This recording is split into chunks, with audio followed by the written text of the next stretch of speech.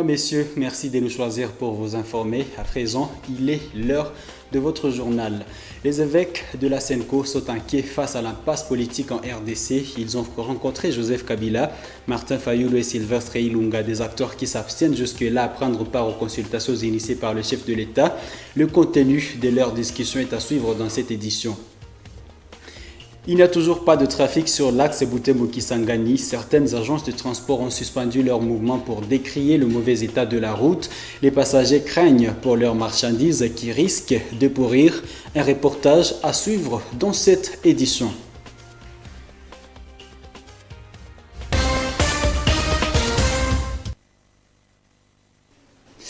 Après avoir échangé mardi avec l'ancien président de la République démocratique du Congo, Joseph Kabila, mercredi avec Fayulu Martin, les évêques de la Conférence épiscopale nationale du Congo, SENCO, ont discuté ce jeudi 12 novembre avec le Premier ministre Sylvestre Ilunga Ilunkamba à la primature.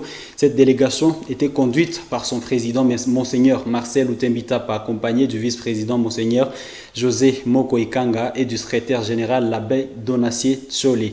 Faisons-en le point avec Isabelle Wangaïmouka. La conférence épiscopale nationale du Congo, SENCO, a été reçue par Joseph Kabila ce mercredi à Kinshasa. Les évêques disent avoir partagé avec lui leur position par rapport à la situation du pays. Compte tenu des enjeux de la situation sociopolitique actuelle, caractérisée par le blocage au niveau de la coalition au pouvoir, le blocage plusieurs fois dénoncé par nos pères évêques. Après avoir dit ce qu'ils pensent de cette situation à son Excellence le Président de la République et à travers MMO, la présidence de la SENCO a jugé utile, dans le cadre de la mission prophétique de la SENCO, échanger aussi avec le président honoraire, le sénateur à vie Joseph Kabila, pour lui dire aussi ce qu'il pense, le conseil, lui donner des conseils qu'il trouve juste en ce moment, et aussi pour l'écouter afin de continuer à réfléchir. Et vous savez, la SENCO a toujours promis d'accompagner les institutions du pays, la nation dans son ensemble, pour l'édification de la paix, pour la consolidation de la démocratie, et surtout pour l'amélioration des conditions de vie. Le lendemain, la conférence épiscopale nationale du Congo, SENCO, a été reçue par Martin Fayulu Madidi, candidat à la dernière présidentielle, qui revendique toujours sa victoire. Au sortir de leur échange qui a tourné autour de la crise politique et institutionnelle qui sévit actuellement au pays, les évêques disent avoir associé Fayulu dans leurs réflexions afin de voir ensemble ce qui peut être fait pour sortir les pays de cette situation. Ce jeudi 12 novembre, la SENCO a échangé avec le Premier ministre. Pour l'abbé Donacier Tcholi, porte-parole de la délégation, Ilunga Ilunkampa a un rôle à jouer. Selon lui, le Premier ministre est la plaque tournante de la gestion du pays. C'est lui le chef du gouvernement. C'est donc lui qui doit canaliser tous les efforts des ministères pour que le peuple puisse se retrouver et puisse parler congolais. Ces rencontres entrent dans le cadre des bons offices des évêques au moment où le président Félix-Antoine Tshisekedi continue ses consultations entamées le 2 novembre en vue de la création de l'Union sacrée de la nation. La SENCO a jusque-là échangé qu'avec les personnes qui ne se sont pas présentées au contact du chef de l'État. Rentrons à Butembo, où plusieurs agences de transport fréquentant la route Butembo-Kisangani ont déjà momentanément suspendu le trafic sur cet axe depuis 2 semaines. À la base, l'état piteux de ces tronçons de route nationale numéro 4, conséquence des clients ainsi que leurs marchandises ne savent pas atteindre la destination. Moto TV a fait pour vous le constat.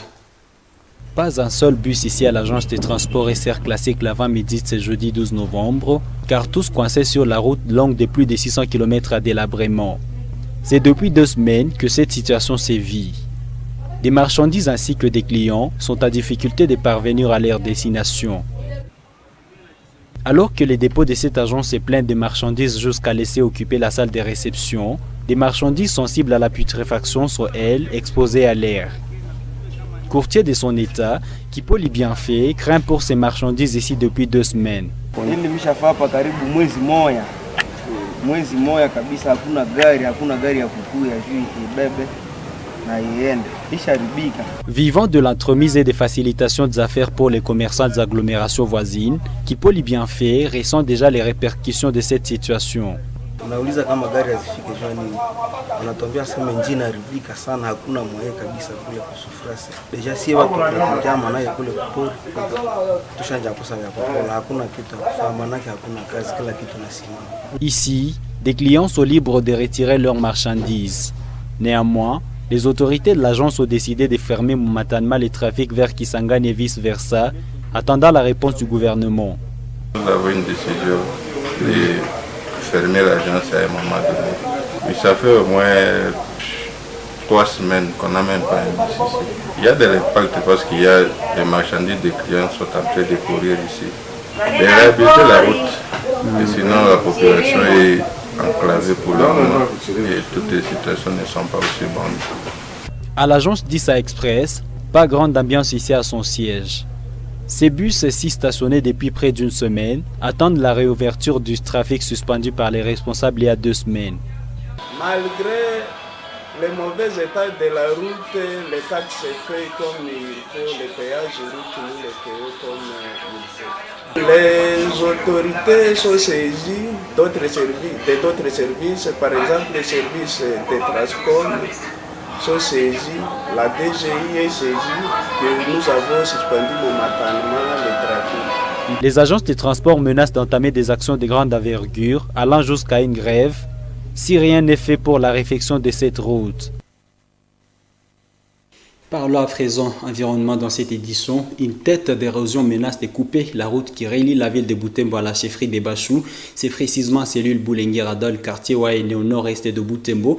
Le chef de quartier Waene qui s'est confié à Moto Télévision craint que les conséquences que cette érosion pourrait avoir sur la ville, vu que c'est une route de desserte agricole. Grâce Kakoko nous fait le point.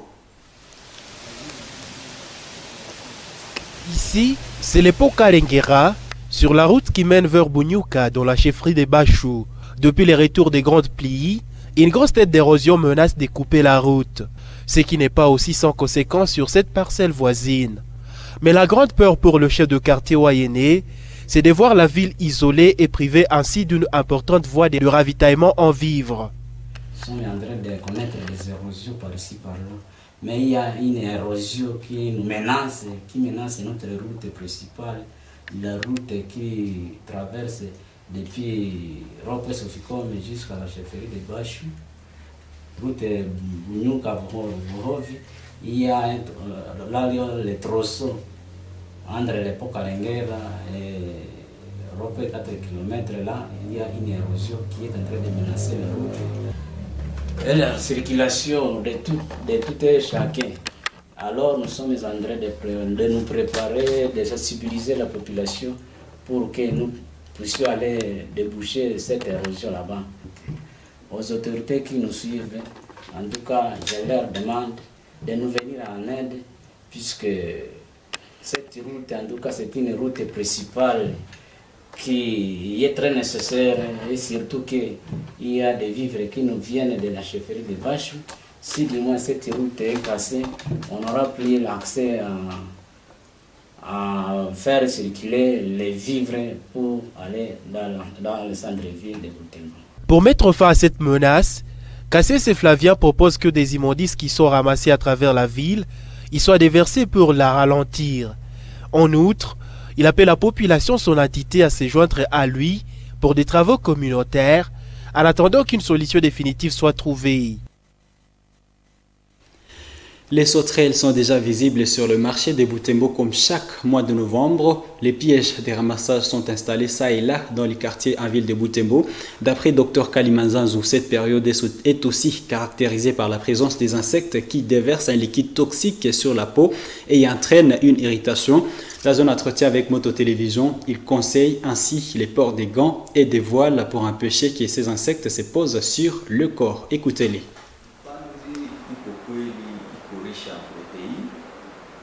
Les sauterelles sont vraiment riches en protéines, mais quand vous allez au ramassage, protégez-vous bien.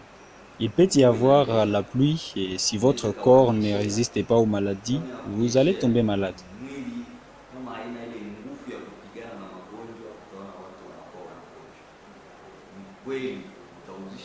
Il est vrai que vous vendrez les sauterelles, mais avec les risques de dépenser tout l'argent pour les soins.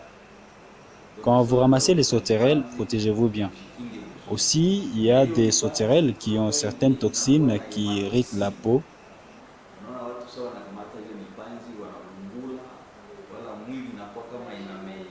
Normalement, avant de ramasser les sauterelles, il faudrait se répandre même la boue sur la peau.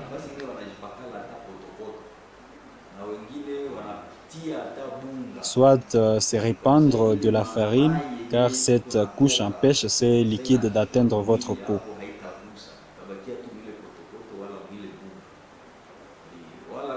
Au-delà de ça, vous pouvez aussi vous voiler par des imperméables ou des habits pareils aux tenues qui ont servi pendant la riposte contre Ebola, car ces habits couvrent bien le corps.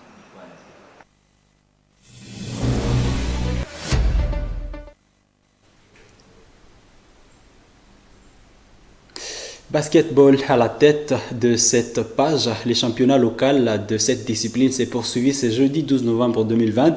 2 rencontres étaient à l'affiche, à savoir celle qui a opposé All Stars à Ouragan Dragon, alors qu'à deuxième rencontre, Nouvelle Génération de Butembo était face à Ouragan Elite au stade de l'amitié de l'Itave. Janvier Chaoussoa nous fait le point. Dans la première confrontation, All Stars a été plus fort que Ouragan Dragon, à s'imposer sur les scores de 34 poignées contre 30. Vanek Mbakania, joueur de la nouvelle génération, s'est dit satisfait malgré les manques de préparation suffisante. J'étais concentré au courant de 2 jours seulement pour les entraînements.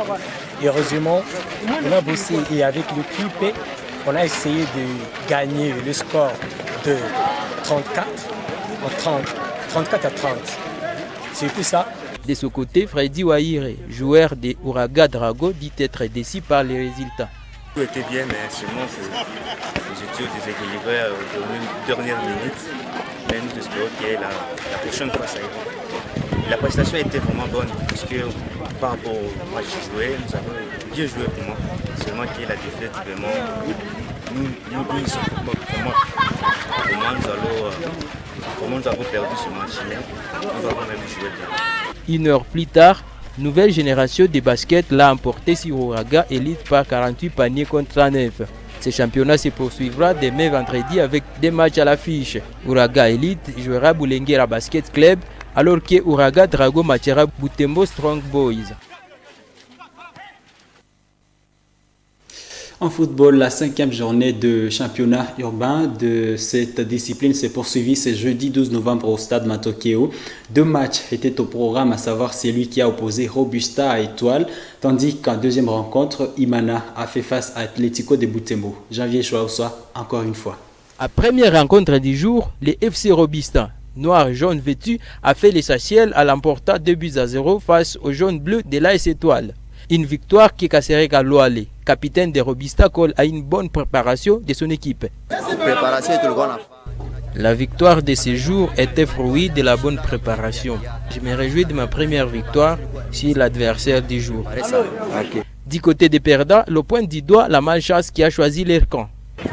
Je me sens mal après cette défaite. Nous ferons mieux à la prochaine parce que la chasse ne nous a pas souri.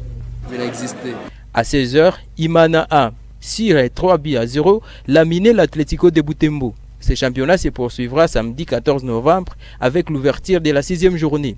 À 14h, JSB jouera Imana. 2 heures plus tard, l'OSC Butembo Sport se mesurera à l'IS Mutsanga. C'est par ici que nous bouclons cette édition journal. Mesdames, Messieurs, merci à vous de l'avoir regardé. Au revoir.